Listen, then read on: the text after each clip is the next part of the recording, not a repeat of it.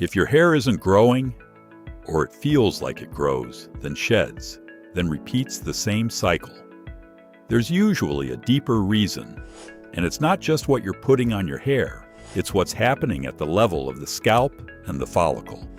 Things like reduced blood flow, low-grade inflammation, and signals that push your hair out of the growth phase too early.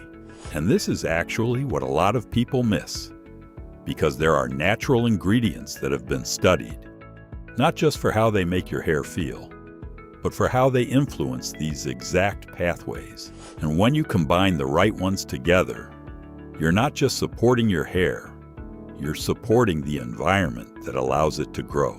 So let's get straight into the combination. Flaxseed oil, rosemary oil, and peppermint oil. Let's start with rosemary oil, because this is the one doing most of the heavy lifting. Rosemary has been studied for its ability to support hair growth, and in some research, it's even been compared to minoxidil. But what makes it effective really comes down to its compounds. One of the main ones is carnosic acid. This compound helps protect and repair cells, and improves how oxygen and nutrients are delivered to the hair follicle. Hair follicles are highly active structures, which means they require a steady supply of energy to stay in the growth phase.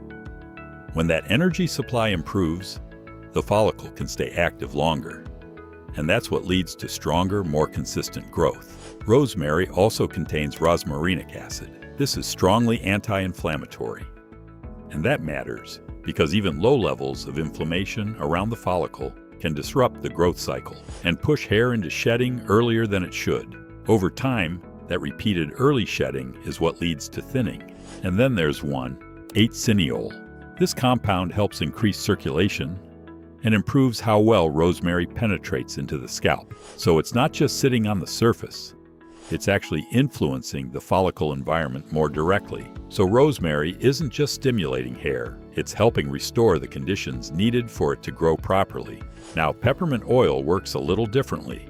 Its main compound is menthol. Menthol activates something called the TRPM8 receptor in the skin. That's what creates the cooling sensation. But more importantly, it increases blood flow to the scalp. And what's happening here goes a little deeper. When that receptor is activated, it triggers a response that increases circulation to the area. And over time, that improved circulation supports follicle activity. More blood flow means more oxygen, more nutrients, and more support for the follicle to stay in the growth phase. Peppermint also contains menthone and menthol acetate. These compounds help widen blood vessels, allowing even more circulation to reach the scalp. And in research, peppermint oil has been shown to increase follicle depth, improve dermal thickness, and push more hair into the anagen phase, which is the growth phase. So instead of just maintaining the follicle, peppermint helps activate it and increase its overall activity. Now, flaxseed oil works more in the background, but it's just as important. Flaxseed oil is rich in alpha-linolenic acid, or ALA, which is a type of omega-3 fatty acid. ALA helps reduce inflammatory signaling in the scalp, which supports a healthier and more stable growth cycle. And this part is often overlooked, because even if you stimulate the follicle, if the scalp environment isn't stable, growth won't be consistent. Flaxseed oil helps create that stability. It also contains lignans, which have mild hormone balancing effects. This can help reduce the impact of excess androgens, which are sometimes linked to hair thinning. And it provides vitamin E and antioxidants, which help protect the scalp from oxidative stress. Over time, oxidative stress can weaken hair follicles, reduce their ability to grow strong hair, and increase shedding.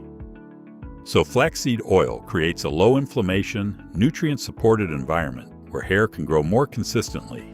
And it also acts as a carrier oil, which allows rosemary and peppermint to work effectively without irritating the scalp. Now here's where everything comes together. Hair growth isn't just one factor, it's a system. That system depends on consistent blood flow, a low inflammation environment, and the right signals to keep the follicle active. When any of those are disrupted, growth slows, and shedding increases. This combination supports all of those areas at once. Carnosic acid and rosmarinic acid help reduce inflammation and support follicle health. Menthol increases circulation and activates growth signals. Omega-3s and lignans help stabilize the scalp and reduce stress on the follicle. So instead of targeting just one issue, you're actually supporting the entire system that controls hair growth. Now, how you use this matters, because even the right ingredients won't work if they're used incorrectly. A simple ratio: 1 tablespoon of flaxseed oil, 2 to 3 drops of rosemary oil, 1 to 2 drops of peppermint oil. Massage gently into your scalp, just enough to stimulate circulation. You don't need to be aggressive. Consistent, gentle stimulation works better over time. Leave it on for about 30 minutes, or longer if your scalp tolerates it, and use it about 3 to 4 times per week. Consistency matters more than intensity. Hair growth takes time. In the first few weeks, you may notice less shedding. Around 6 to 8 weeks, you may start to see small new growth. And by 2 to 3 months, more visible thickness. And that timeline matters, because hair growth follows a cycle. So what you're doing now is influencing what you'll see weeks from now.